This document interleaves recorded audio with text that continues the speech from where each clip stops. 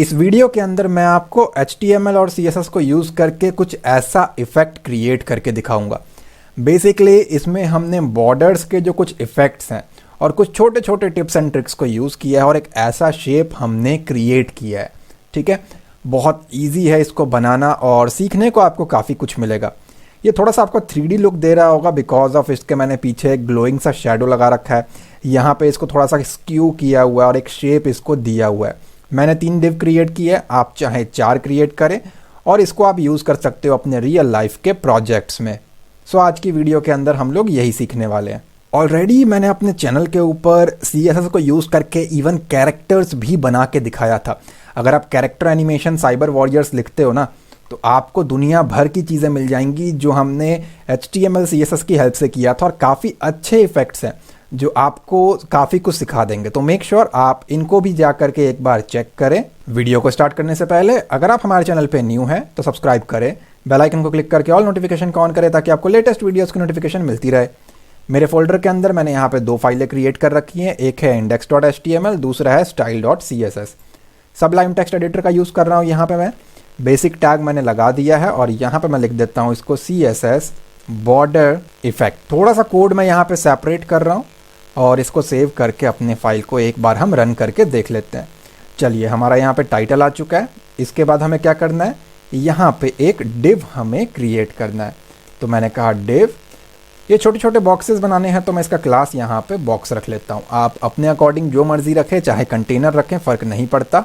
अपने style sheet में आ जाएंगे और स्टार लगा करके, क्योंकि HTML के जो टैग होते हैं ना और जो आपके CSS की प्रॉपर्टीज़ होते हैं, ये बाय डिफ़ॉल्ट कुछ मार्जिन लेकर के आ रहे होते हैं, कुछ पैडिंग लेकर के आ रहे होते हैं एंड कुछ डिव के साइज़ लेकर के आ रहे होते हैं। तो इन्हें हम रीसेट कर देंगे 0 पे और बॉक्स साइजिंग कर देंगे बॉर्डर बॉक्स। ये काम कर रहा है या नहीं CSS, वो भी हमें देखना पड़ेगा। तो यहाँ पे आपको हेड टैग क्लोज होने से पहले लिंक टैग के ज़रिए आपके फाइल का जो नाम है, मेरे केस में style.css है ये वाला, वो आपको चेक कर लेना है। लिंक करने के बाद मैं एक बार इसको टेस्ट कर लेता हूँ। बैकग्राउंड कलर रेड मैंने स्पेसिफाई किया, पेज के ऊपर आकर के सेव एंड रिफ्रेश, तो ये रेड हो गया, मतलब हमारी फाइल सही से लिंक हो चुकी है। अब हम इस रेड वाले को हटा देंगे, ये जस्ट फॉर अंडरस्टैंडिंग पर्पस था और इसे सेव करके एक बार मैं टेस्ट कर लेता हूँ। चलिए, परफेक्ट है। अब क्या करना है, हमें ये चीज़ें क्रिएट करनी है। फटाफट से आते हैं अपने कोड के अंदर। बॉडी का एक बैकग्राउंड कलर स्पेसिफाई कर देता हूँ, लेट्स गो विद ब्लैक मैंने इसको कहा। सेव करके एक बार इसको चेक कर लेते हैं तो ये कलर मेरे पास आ चुका है जो बैकग्राउंड में लगा हुआ है। अब इस बॉक्स को क्रिएट करना है और इसके लिए मैंने यहाँ पे क्लास स्पेसिफाई किया है बॉक्स। क्योंकि ये क्लास स्पेसिफाई किया है तो यहाँ पे हमें डॉट लगाना पड़ेगा CSS के अंदर, तो मैंने डॉट के साथ उसे कर दिया यहाँ पे पेस्ट। इसका एक पोजीशन सेट कर देता हूँ, लेट्स गो विद रिलेटिव। एक हाइट एंड एक विड्थ हमें एलोकेट करनी है। आप अपने स्क्रीन साइज़ के अकॉर्डिंग जो आपके स्क्रीन पे फिट बैठता है वो आप रखोगे। मैंने यहाँ पे कह दिया फ़िलहाल के लिए 300 पिक्सल्स, ये रहेगी हमारी विड्थ। और एक हाइट यहाँ पे मैं स्पेसिफाई कर देता हूँ, इसको हाइट थोड़ा ज़्यादा चाहिए तो 400 पिक्सल्स यहाँ पे हम एलोकेट कर देते हैं। और इसका एक बैकग्राउंड कलर जो है हम लोग यहाँ पे फ़िलहाल के लिए वाइट रख देते हैं। सेव करके यहाँ आकर के आपको रिफ्रेश करके चेक कराऊँ तो कुछ ऐसा इंटरफेस मैंने बना लिया है। इसे पेज के सेंटर में लेकर के आना है कुछ इस तरीके से। तो सेंटर में डालने के लिए आप क्या करोगे, बॉडी वाले में आ जाओ, बॉडी को आप फ्लेक्सिबल बॉक्स बना दो, display flex, justify content center लगा दो। इसको आप एक बार सेव करोगे और रिफ्रेश करोगे। वर्टिकली भी लेकर के आना है तो अलाइंग आइटम्स को भी आप यहाँ पे सेंटर कर दो, सेव करो और रिफ्रेश करो। अगर ये काम ना करे तो मिनिमम हाइट प्रॉपर्टी का यूज़ कर सकते हो। तो मिनिमम हाइट या वर्टिकल वाला भी एक ऑप्शन है, 100 VH आप इसको स्पेसिफाई कर दो वर्टिकली हॉरिजॉन्टली, तो ये आपका प्योरली सेंटर में आ जाएगा। सेंटर में लाने के ट्रांसफॉर्म, ट्रांसलेट, ऐसे करके बहुत सारे ऑप्शंस हैं और मेरी कोशिश रहती है आपको हर वीडियो में कुछ अलग कराने की, तो आप हर एक को यूज़ करना समझे। कोड में आते हैं हम लोग और सूडो एलिमेंट्स का मैं यहाँ पे यूज़ करूँगा। ठीक है, अगर आपको CSS में कहीं भी लगता है कोई चीज़ समझ में नहीं आया या और डिटेल में सीखना चाहिए है तो प्लेलिस्ट में जा करके जब आप नीचे स्क्रॉल करेंगे तो सेपरेट आपको CSS, जावास्क्रिप्ट, इन सब की प्लेलिस्ट मिलेगी। आप डिटेल में वहाँ से सीख सकते हो। तो सूडो एलिमेंट का मैं यूज़ करता हूँ। यहाँ आकर के मैंने पेस्ट किया और मैंने कहा पहले ये कैसा रहेगा, बिफोर मैंने यहाँ पे स्पेसिफाई किया। क्योंकि हमने पेरेंट को रिलेटिव किया है पोजीशन, तो इसको एब्सोल्यूट कर देते हैं। तो पोजीशन इसकी मैंने एब्सोल्यूट प्रोवाइड कर दी। और जब हम सूडो एलिमेंट यूज़ करते हैं तो जनरली हम कंटेंट बता रहे होते हैं कि इसके अंदर हम क्या लिखने वाले हैं, तो जनरली हम इसको एम्प्टी छोड़ देते हैं। तो मैंने इसको एम्प्टी कर दिया। और ये जो मैं बना रहा हूँ ना बिफोर आफ्टर, बेसिकली ये क्या चीज़ है, मैं एक्चुअली बनाने लगा हूँ इसका ये वाला हिस्सा जो आप बाहर देख पा रहे हो ना।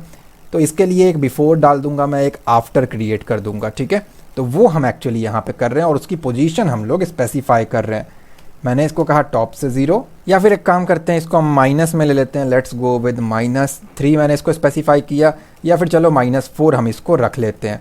टॉप से हो गया, लेफ्ट से भी सेम वैल्यू दे दो, आप अपने अकॉर्डिंग बाद में चेंज कर सकते हो। मैं आपको ये दिखाऊंगा ये कहाँ पे आपका इम्पैक्ट कर रहा है। पिक्सल यहाँ पे स्पेसिफाई कर देता हूँ मैं, और टॉप हो गया, लेफ्ट हो गया, राइट से भी स्पेसिफाई कर देते हैं -4 पिक्सल्स, और लेट्स गो विद बॉटम। ये वैल्यूज़ आप अपने अकॉर्डिंग कर दो, कोई दिक्कत नहीं है। मैं आपको आगे जा करके दिखाता हूँ ये वैल्यूज़ हमारी क्या चीज़ है। ये बेसिकली मैं हर एंगल से ना -4 पिक्सल स्क्यू कर रहा हूँ, मतलब बाहर निकाल रहा हूँ। स्क्यू मैं आपको फोटोशॉप की हेल्प से थोड़ा सा डिटेल में बता देता हूँ ताकि एक्चुअली आपको कोई कन्फ्यूजन ना रहे। स्क्यू में क्या होता है ना, हम अपने अकॉर्डिंग, ये देखो उसको मैं खींच रहा हूँ यहाँ से, देख रहे हो, कुछ इस तरीके का शेप मैं क्रिएट कर सकता हूँ। ये थोड़ा सा बहुत पुराना फोटोशॉप है, उतनी अच्छी हैंडलिंग नहीं देता है, बट लेटेस्ट वाले में जैसे चाहे आप कर सकते हो। तो कुछ यही मैं कह रहा हूँ, ये जो आप इफेक्ट देख रहे हो ना साइड में, कुछ इससे मिलता जुलता ही मुझे यहाँ पे करना है, ये वाला हिस्सा। तो वो और ये वाला मैं निकाल रहा हूँ इसको बाहर, और थोड़ा सा इसको रोटेट करूँगा ताकि ये बाहर तिरछा हमें दिखाई दे, ये नीचे की तरफ और ये ऊपर की तरफ, ठीक है। तो अब इसमें मुझे एक बैकग्राउंड कलर देना पड़ेगा। अब ये जो मैंने स्क्यू करके बाहर निकाला है, एक्चुअली इसको आगे करेंगे हम, ये जो हम बाहर निकाल रहे हैं, ये आप देखो तो यहाँ पे हल्की डार्क शेड है, यहाँ पे लाइट शेड है, यहाँ कुछ और कलर है, और ये ग्रेडियंट है एक्चुअली।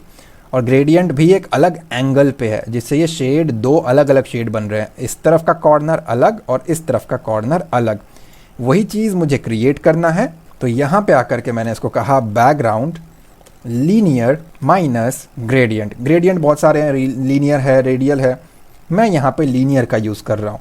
कितने डिग्री पे ये रोटेशन करके दिखानी है, let's go with 315 degree. Value को कम ज़्यादा करके देख लेना, अलग अलग चीज़ें आपको देखने को मिलेंगी। तो मैंने यहाँ पे उसके कलर कोड भी स्पेसिफाई कर दिए हैं।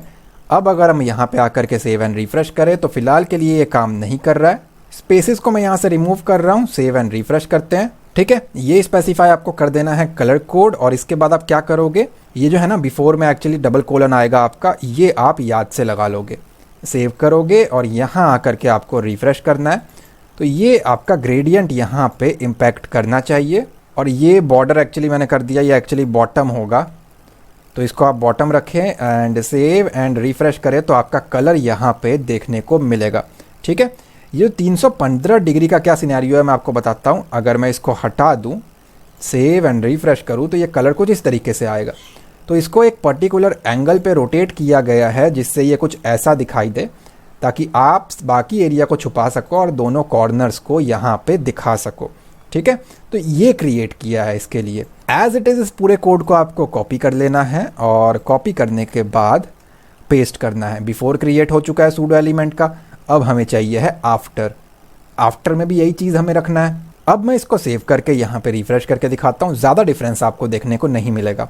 वीडियो में आगे बढ़ने से पहले आपको डोमेन रेसर के बारे में बताना चाहूँगा। अगर आप अपने बिजनेस को ऑनलाइन लाने का प्लान कर रहे हो, आपको अपने बिजनेस के लिए एक डोमेन नेम, एक होस्टिंग सर्विस की ज़रूरत है, तो डोमेन रेसर आपको डोमेन एंड होस्टिंग की सर्विसेज प्रोवाइड करते हैं।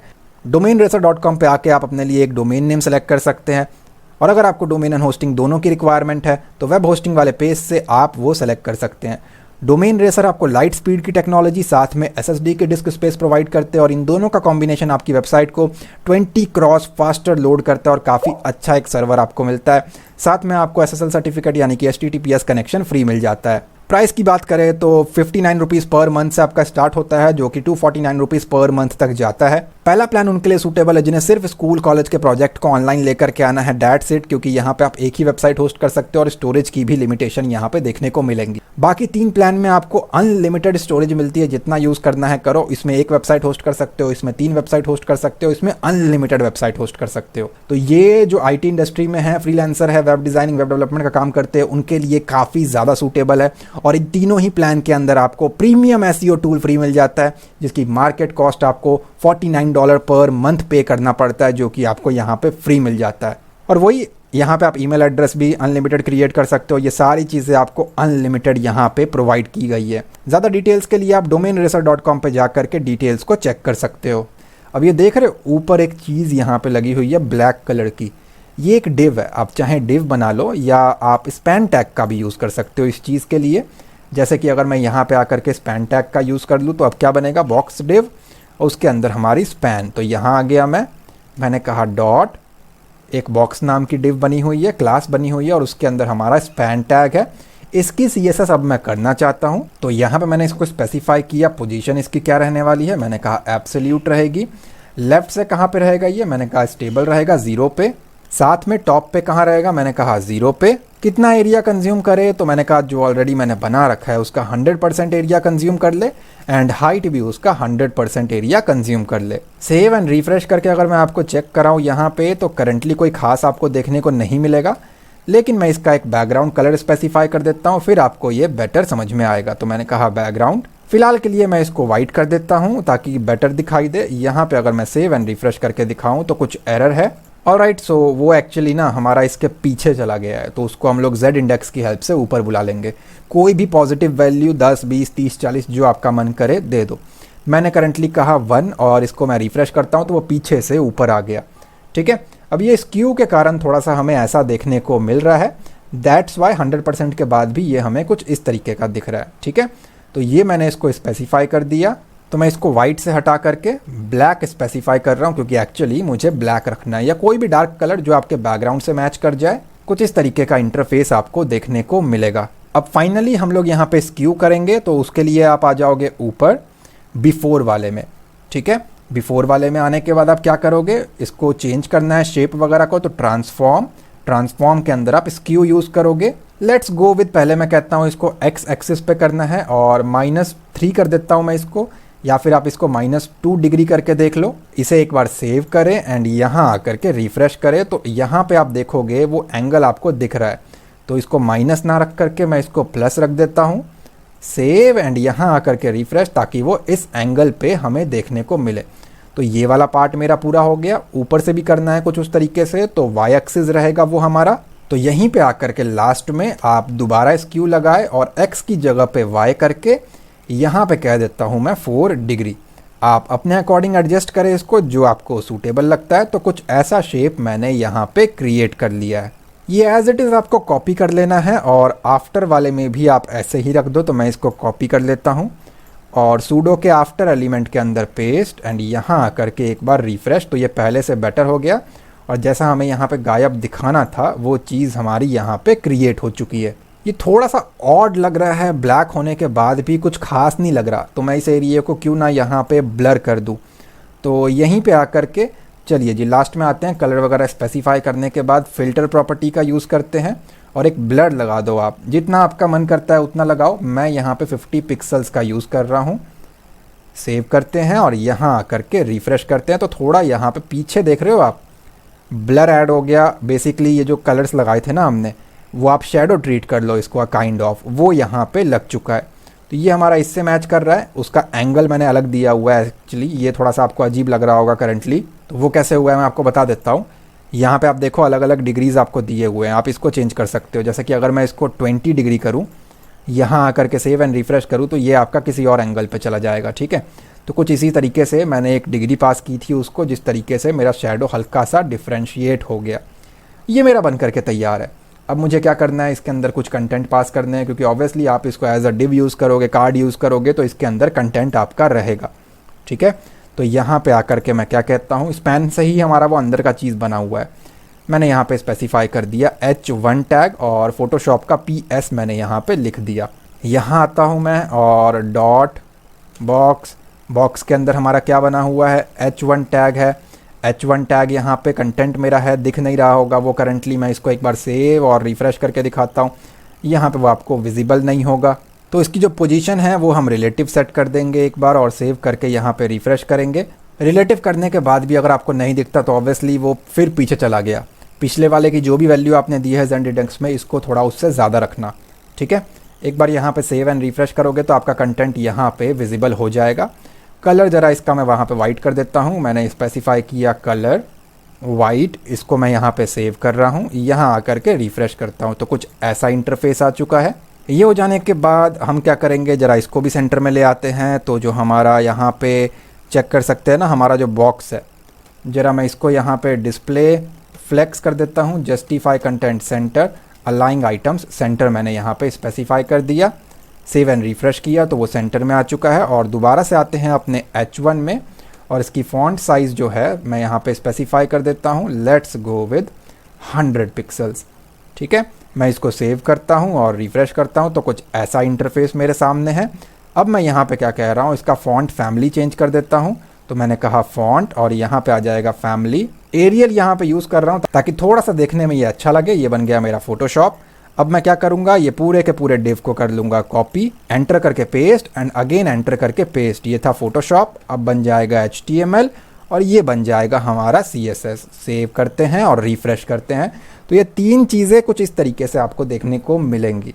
आप क्या करोगे, CSS में आ जाओ और जो बॉडी आपने बना रखी है ना, justify content centre, aligning item centre, इसको कर दो आप स्पेस अराउंड। ठीक है, जस्टिफाई कंटेंट को, तो ये आपस में स्पेसेस को कंज्यूम कर लेगा और आपस में प्रॉपरली बांट लेगा। ठीक है, तो आप चेक कर सकते हो जो चीज़ मैंने आपको स्टार्टिंग में दिखाया वो चीज़ मैंने आपको क्रिएट करके दिखा दिया है और मेरी पूरी कोशिश थी आपको डिटेल में समझा दिया जाए। अगर ये वीडियो आपको अच्छी लगी है तो प्लीज़ लाइक करें एंड कमेंट में अपना फीडबैक ज़रूर दें।